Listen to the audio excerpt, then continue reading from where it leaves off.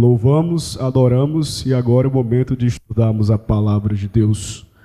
Pedi para o meu amigo Rosivaldo colocar ali a apresentação na tela e quero avisar para vocês que se você que é da Igreja Jovem, você ainda não é inscrito no nosso canal no YouTube, se inscreva, viu? Tem muito conteúdo bom lá, sermões muito bons também.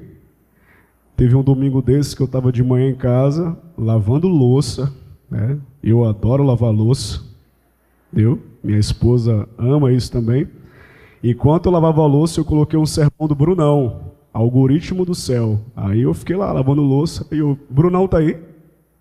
Não, né? E aí eu fiquei ouvindo o sermão do Brunão, Algoritmo do Céu. Muito bom. Você pode assistir e compartilhar para algum amigo também. Bom, nós estamos aí em mais um sábado, hoje é 18 de abril, e esse mês de abril é um mês marcante para a história da humanidade. Porque quem acompanhou de perto aí, viu que teve um evento muito especial, não foi? Depois de 50 anos, o homem resolveu ir até a Lua. Não pousou, né? Só deu ali fez a voltinha ali, né?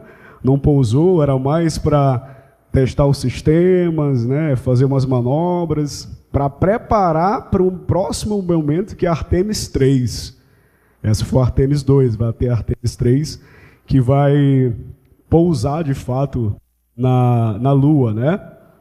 Enfim, só que aí durante a semana eu fiquei acompanhando, eu gosto muito de astronomia, eu fiquei acompanhando toda essa situação aí da Artemis e me chamou muita atenção uma entrevista da astronauta.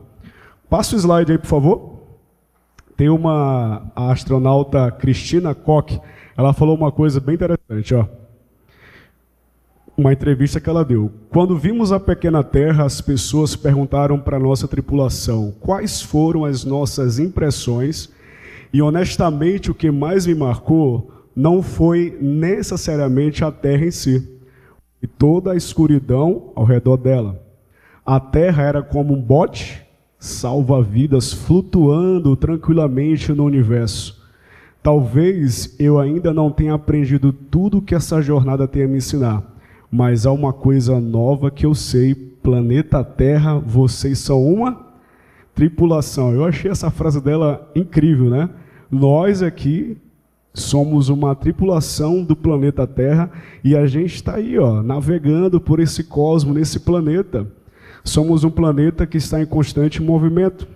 Além do planeta fazer o movimento de rotação, um pouquinho de aula para os estudantes aí, né? A Terra ainda faz um movimento de translação ao redor do Sol. Próximo slide, por favor? Para você ter uma ideia aí, ó, a Terra ela gira ao redor do Sol com uma velocidade impressionante de 107 mil quilômetros por hora. E durante um ano, a gente, tripulação, no planeta, a gente chega a percorrer 940 milhões de quilômetros.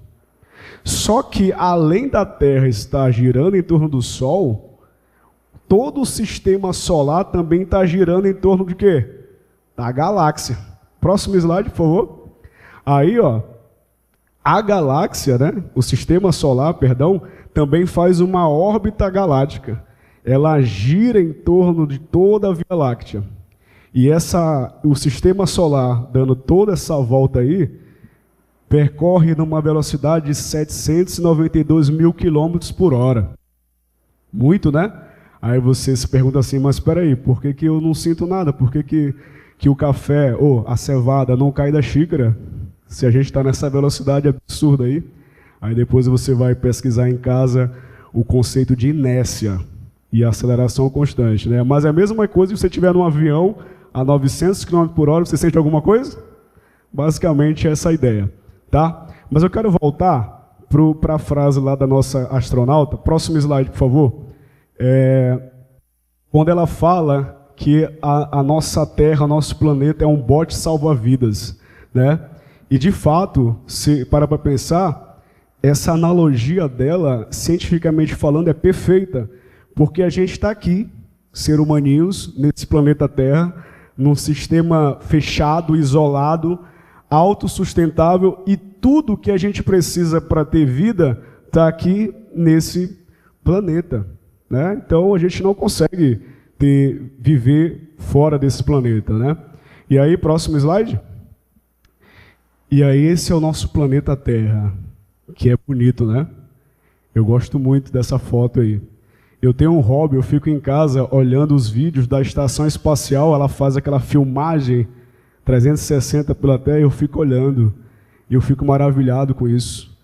Eu sou um adulto bobo, eu não perdi a capacidade do encantamento, eu olho essas coisas e fico besta assim. Porque quando eu olho para esse planeta e vejo a gente ali dentro daquele planeta, começa a produzir em mim diferentes sentimentos de cuidado, do cuidado divino, do poder de Deus que sustenta esse universo há milhões de anos. E isso também me impulsiona a um dia querer conhecer esse Deus que criou esse planeta, que tem tudo que eu e você a gente precisa para ter vida. Essa é a nossa casa, o nosso planeta Terra. E é baseado nessa imagem que eu quero te convidar a abrir a Bíblia agora. No livro de Gênesis, capítulo 1. Gênesis, capítulo 1, os primeiros versículos da Bíblia. Gênesis, capítulo 1, versículo 1 e 2. Como eu sempre gosto de falar aqui na igreja, não encare isso aqui como um sermão hoje, tá? A gente vai fazer um estudo bíblico. E aí, quero fazer um combinado com você. Presta atenção aqui, Eu vou falar uma frase aqui, que eu quero que você guarde essa frase até o final do sermão. Pode ser? A frase é o seguinte, A Bíblia tem a sua própria linguagem. Qual é a frase? A Bíblia tem a sua própria. Aí, em algum momento do sermão, eu vou falar assim, A Bíblia tem a sua própria, e você vai responder o quê? Combinado? Bora fazer um teste. A Bíblia tem a sua própria? Ótimo, essa igreja jovem é demais. Gênesis 1 e 2. Oremos. Pai, abrimos a palavra de Deus aqui na igreja nesse momento. A tua palavra. E eu não quero de maneira nenhuma que a minha voz sobressaia nessa manhã. Longe de mim, um pecador. Queremos que o Espírito Santo fale ao nosso coração nesse momento. E que a tua palavra possa fazer restauração em nossa vida. Em nome de Jesus. Amém. Lemos Gênesis 1, verso 1 e 2, que diz o quê? No princípio que criou Deus os céus e a terra era sem forma a terra era sem forma e vazia. A Bíblia tem sua própria linguagem. Uma pessoa leiga pode pegar a Bíblia e ler assim, a terra era sem forma e vazia. Sem forma, então, como é que é? Não era esférica? Como é que é isso? Era triangular ou era quadrada? A Bíblia tem a sua própria linguagem, que é diferente da minha linguagem e a tua linguagem, que é o português brasileiro. E aí, próximo slide, por favor. Já passaram, né? Obrigado. Volta. Isso aí. Quando o autor de Gênesis fala que a Bíblia tem a sua própria linguagem, ele fala assim, a terra era sem forma e vazia. Tem duas palavrinhas para forma e vazia ali, que era tohu e bovu. Tohu, que é o sem forma, é um lugar vazio, deserto, de confusão, de futilidade. Então a palavrinha para sem forma, tohu, ela foca no aspecto do lugar, do ambiente. É um lugar sem estrutura, bagunçado, desorganizado. Tem muito quarto de adolescente aí que é tohu, um caos, bagunça, né?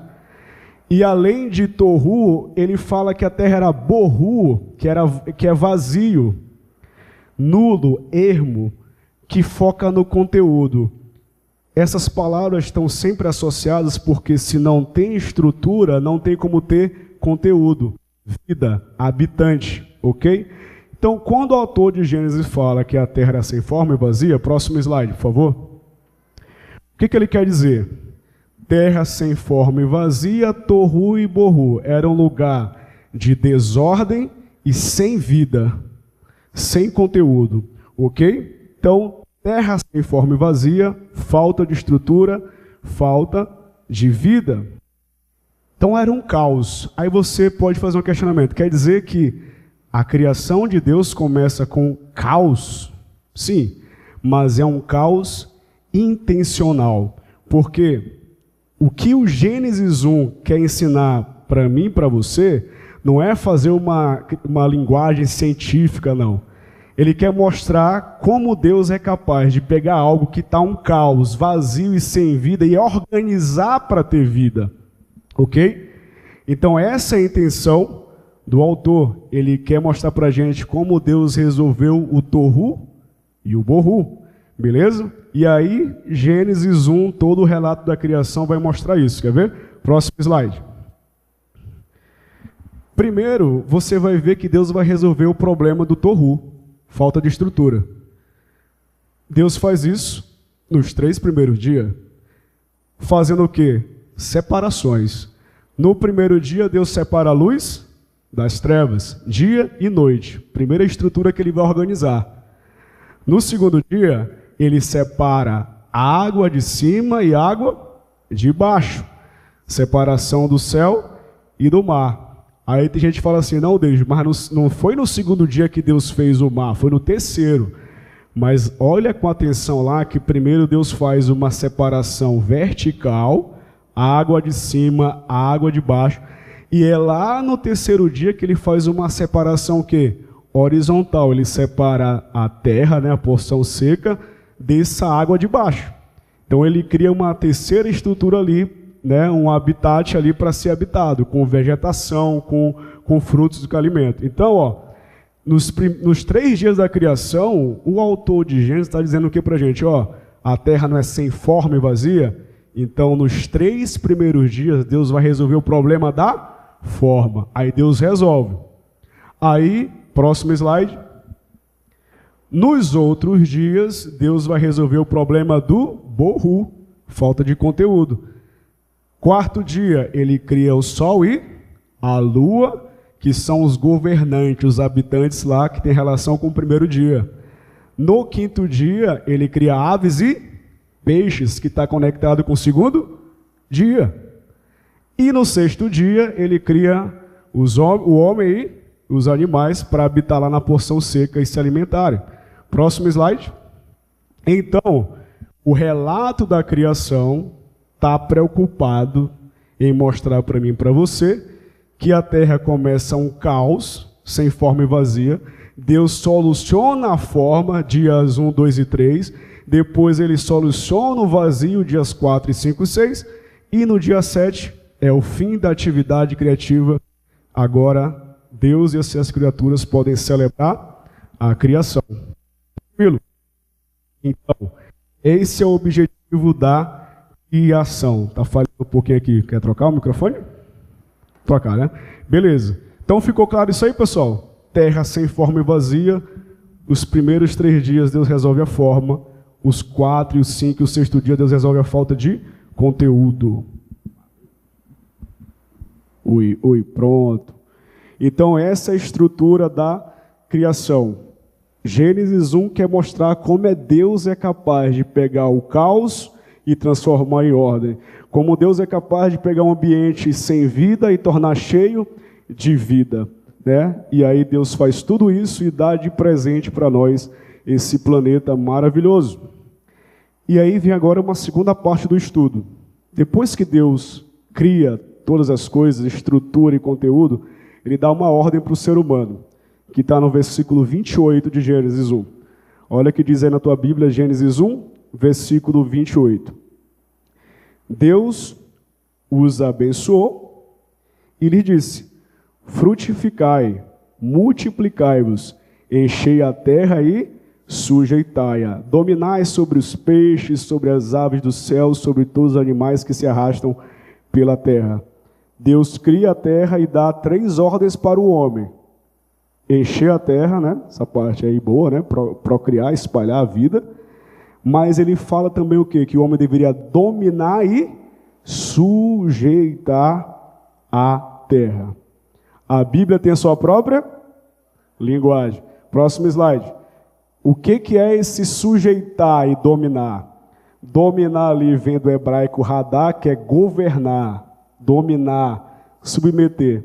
E o sujeitar vem de kabash, que é subjugar, manter dominado.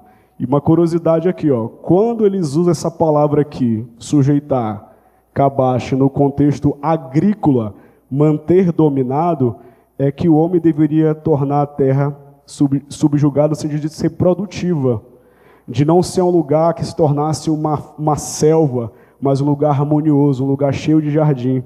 Depois você lê lá o livro História da Redenção, como Ellen White fala do prazer que o homem teria em construir jardim. Então, se a gente não tivesse pecado, a terra ia ser um lugar de vários jardins. Olha que trabalho prazeroso. Criar jardins, né? Eu queria ter esse trabalho aí. Beleza? Então, Deus cria a terra e coloca o homem para governar a terra, governar sobre a criação. Deus dá esse direito ao homem. E aí vem um questionamento, mas de onde vem esse direito do homem de governar tudo que Deus criou? E aí você vai ler comigo o versículo 26 de Gênesis 1, que diz o quê? Então disse Deus, façamos o homem a nossa imagem, conforme a nossa semelhança. E faz o quê? E domine.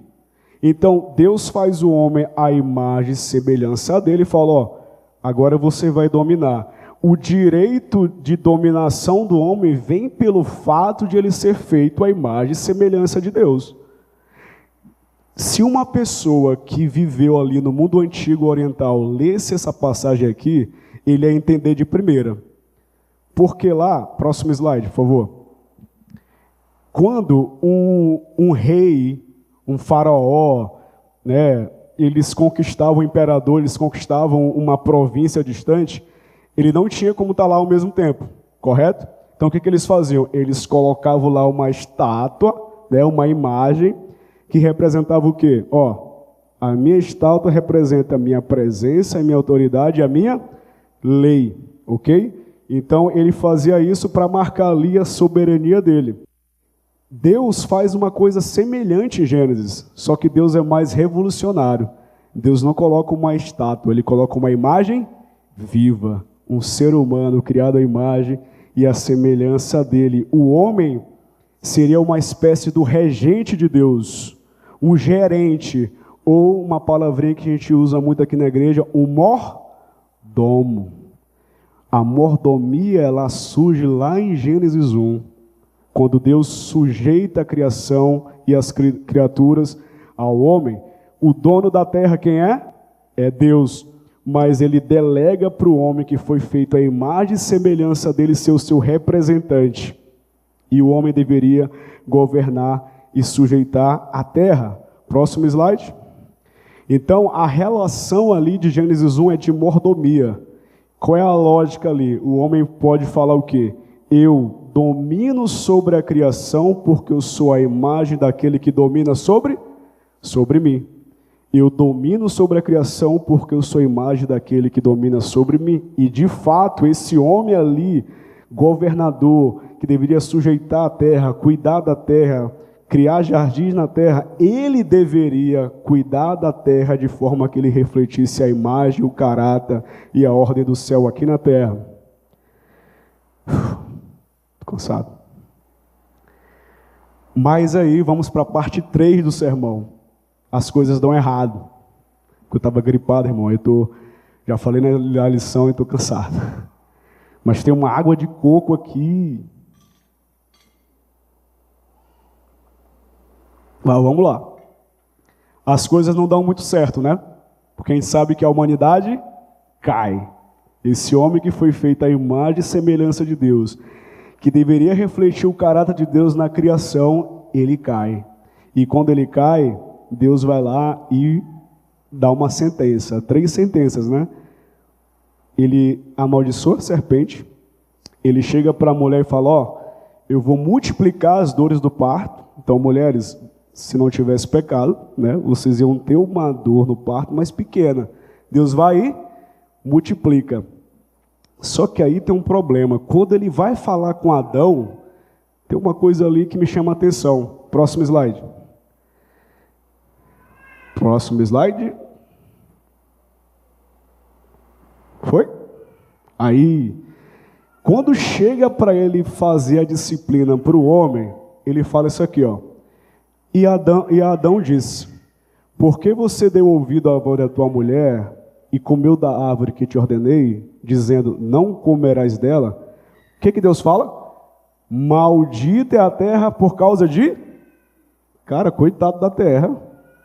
O homem que peca e a maldição cai sobre a terra. Com dor comerás dela todos os dias da tua vida. Espinhos e cardos, ervas daninhas vai ser produzido. No suor do teu rosto comerás o teu pão. Interessante isso, né? O homem cai em pecado e a terra, tadinha, é que é amaldiçoada.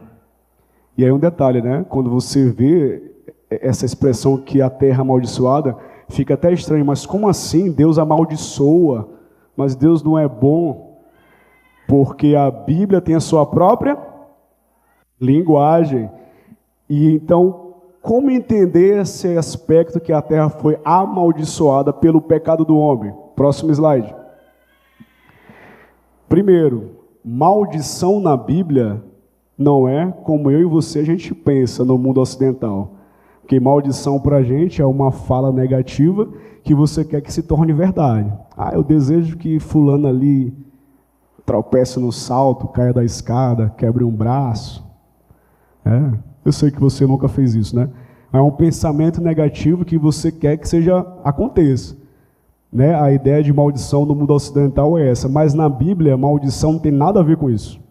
Maldição na Bíblia, que vem daquela palavrinha ali, ó, ará, ela tem mais a ver com a retirada da bênção ou da proteção divina.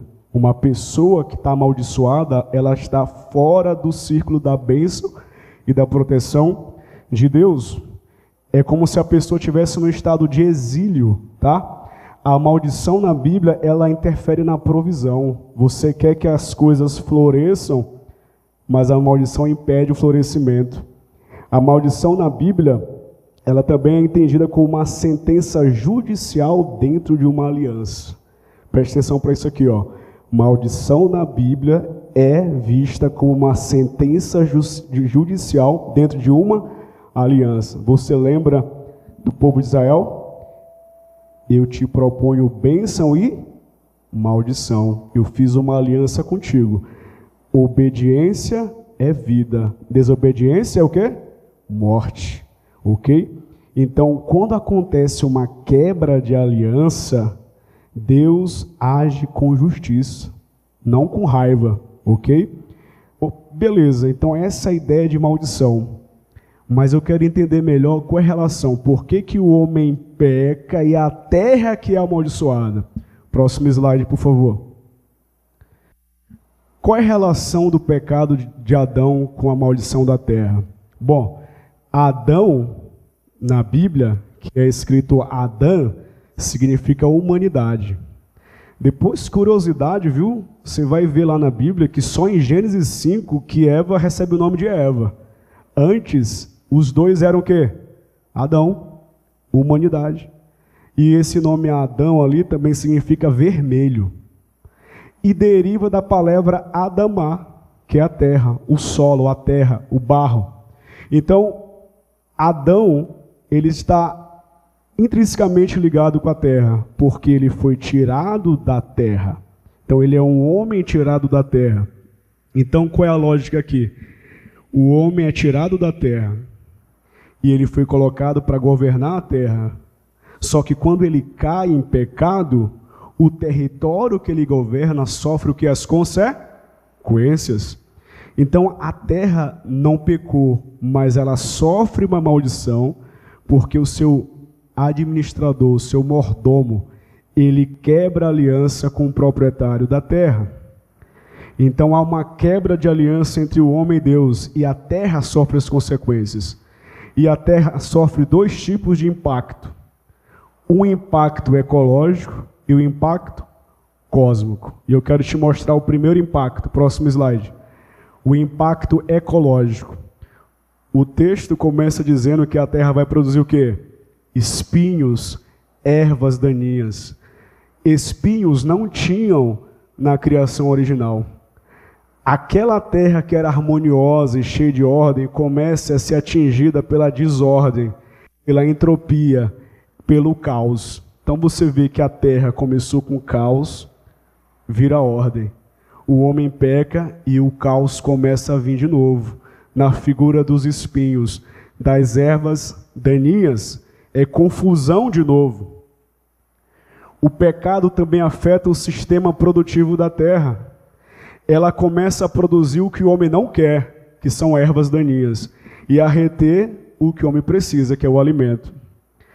E o pecado também afeta a natureza do trabalho. O que antes seria um trabalho prazeroso, de tornar a terra produtiva, cuidar dela para ela ser vários jardins, agora o homem vai ter que ter fadiga, frustração, para conseguir o seu sustento. A maldição aqui não é o trabalho em si, o trabalho é bom. A maldição aqui é o cansaço, a fadiga, a frustração, porque às vezes você trabalha e não tem resultado.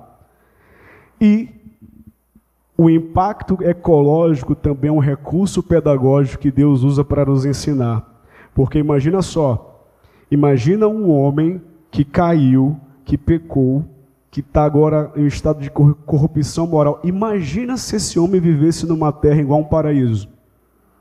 Perfeito. Será que esse homem ia querer desejar redenção? Será que ele ia se sentir assim, a necessidade de salvação?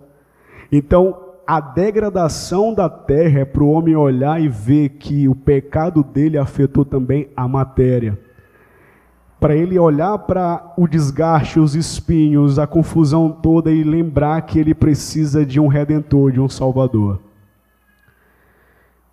Terra começa com caos. Deus ordena tudo. O homem peca e tudo começa a virar desordem de novo. Impacto ecológico. Mas também tem um outro impacto, e esse é bem interessante. Próximo slide. Que é o impacto cósmico. E esse aqui, ele me impressiona. Porque esse caos, essa desordem, essa entropia, ela não se limita só ao nosso planeta Terra. O caos e a desordem se espalha para todo o universo. Estrelas como o nosso Sol morrem. Sabia disso? O nosso Sol, por exemplo, tem validade, viu? Se Jesus não voltar, daqui a uns bilhões de anos vai perder o combustível, vai explodir, vai se tornar uma estrela vermelha, enfim. Depois você pesquisa sobre isso. Mas as estrelas no universo também morrem.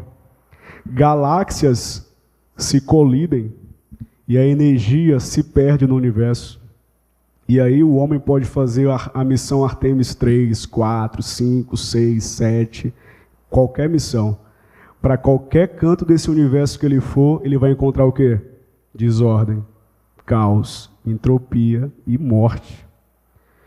Mas aí, questionamento. Por que que o pecado que o homem comete na terra afeta todo o universo que Deus criou? Já não bastava as consequências só aqui do nosso planeta? É porque a Bíblia quer ensinar para a gente que uma lição valiosa. Que qual é? Realidade material e realidade espiritual caminham juntas. O ser material mais belo de todos, o homem, ele caiu por conta de uma entidade espiritual decaída. E ao cair, toda a criação do cosmos é afetada. O homem tirado da terra está ligado à terra, a terra sofre. A nossa terra está ligada ao universo. O universo sofre também. Então o pecado do homem não foi um ato isolado que aconteceu aqui nesse cantinho da galáxia. Foi como se desse um curto-circuito. E aí afetou toda a fiação do universo. E na Bíblia, uma pessoa que nos ajuda a entender essa realidade com mais clareza, que eu trouxe para vocês, é o apóstolo Paulo. Ele vai explicar para a gente por que que o pecado afetou toda a criação de Deus. Próximo slide. Próximo slide, por favor. Isso. Esse texto é fantástico. Romanos 8:20. Diz o quê? Porque a criação ficou sujeita à vaidade, não por sua vontade, mas por causa do que a sujeitou. Na esperança também que a própria criação será libertada do quê? Do cativeiro da corrupção, para a liberdade da glória dos filhos de Deus. Porque sabemos que toda a criação geme, como se estivesse com dores de parto até agora. A Bíblia tem a sua própria? Beleza. Paulo fala que a criação está sujeita à vaidade, está presa no cativeiro da corrupção e geme como se estivesse com dores de parto. O que Paulo quer dizer para a gente? Próximo slide. Primeiro, quando ele fala que a criação está sujeita à vaidade, ele usa aquela palavrinha ali, ó, mataiotes no grego, que significa o quê? Depravação ou futilidade. A futilidade aí é no sentido que o que é uma coisa fútil? Essa coisa fútil foi impedida de atingir o seu objetivo principal. Tanto a Terra como o ser humano e como o universo, eles foram criados para revelar de forma plena a glória de Deus. Mas aí, infelizmente, a Terra e o universo perdem esse propósito com o pecado. Aí você pode lembrar, não, mas a Bíblia diz que os céus revelam a glória de Deus, né? Sim, revela. O universo é enorme, cheio de galáxias, estrelas, mas ainda assim a Terra e o universo estão sujeitados a um cativeiro da corrupção. Em outras versões, destruição. Porque assim como eu e você, esse universo também está num ciclo de decadência. Nascimento, decadência e morte. O ser humano cresce, nasce, cresce, né? Desenvolve e depois morre. Envelhece e morre. E esse mesmo ciclo de corrupção, de destruição, afeta todo o universo. E aí Paulo fala que a criação, por conta disso, geme com dores de parto. Ela sofre. Mas não é um sofrimento em vão. Porque dores de parto não são dores de morte, mas dores que estão anunciando a chegada de uma nova vida. Ok? E o que a criação espera? O que a criação é? Por que ela geme, né? Próximo slide, por favor. Olha que interessante. No versículo antes do 19, fala que a ardente expectativa da criação espera o quê? A revelação dos filhos de Deus. Romanos 8,19. E eu acho muito legal essa palavra que Paulo usou. Expectativa ali, ó, apocaradoquia, eu acho que esse nome, deriva da palavra cara, que é cabeça. Paulo está dizendo o quê? Que a pessoa que está ansiosa, uma expectativa, sabe quando você está na rodoviária, no aeroporto, esperando alguém chegar, aí você fica com a cabeça assim, ó, ih, cadê? Será que está vindo, está chegando? Você está com a expectativa, ansioso para ver a chegada de alguém ou de um objeto que você comprou pela Shopee. Aí você fica assim, será que está chegando já? É essa palavra que Paulo usa aqui, que é como se a criação do universo estivesse assim, ó, aguardando o quê? A revelação dos filhos de Deus, mas troque aquela palavrinha revelação por manifestação, ou transformação, ou restauração. A terra e o universo estão aguardando a revelação dos filhos de Deus, a transformação da humanidade, porque a criação sabe que quando o homem for restaurado, o cosmo e a terra também serão o quê?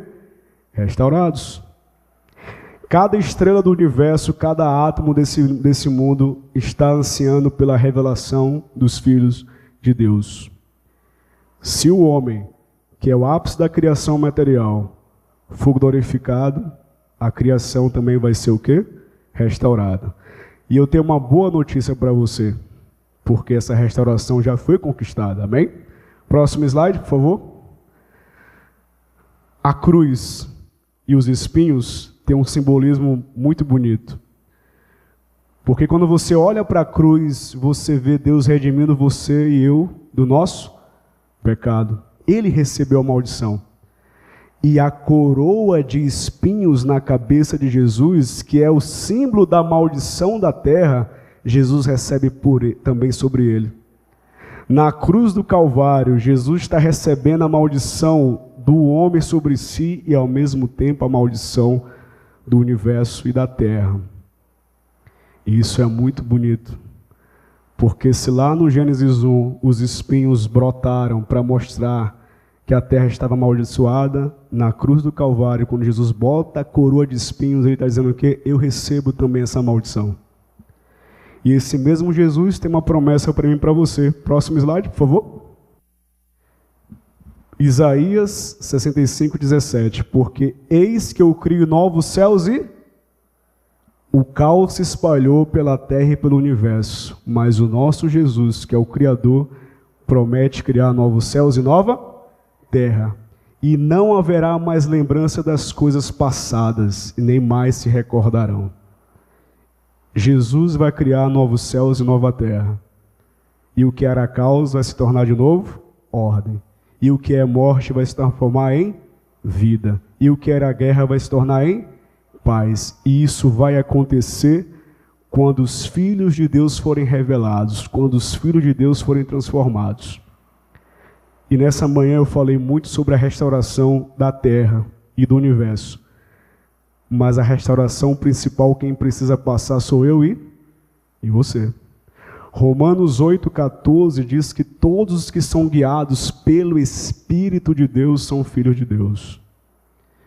E são esses que serão transformados, esses que serão manifestados.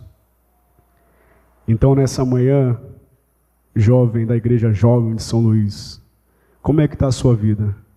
Se hoje você pudesse fazer um raio-x espiritual da sua vida, você é uma pessoa que está sendo guiado pelo Espírito de Deus? Qual é a voz que está conduzindo as tuas ações? Qual é a voz que você tem ouvido? Quem que está te movendo? É o Espírito ou é a carne? Pense nisso, porque um dia esse planeta vai ser restaurado. Um dia nós vamos habitar em novos céus e nova terra, mas até esse dia chegar, eu e você precisamos viver hoje como filhos e filhas de Deus. Amém? Eu quero orar por algum jovem que a vida está um vazio espiritual, porque Deus pode te preencher espiritualmente também.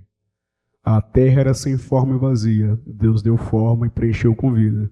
Se você hoje está aqui nessa igreja e ninguém sabe o que está passando, só você sabe que está um caos aí, e você se sente vazio, Jesus, vem para Ele, porque Ele pode resolver isso e te preencher com vida.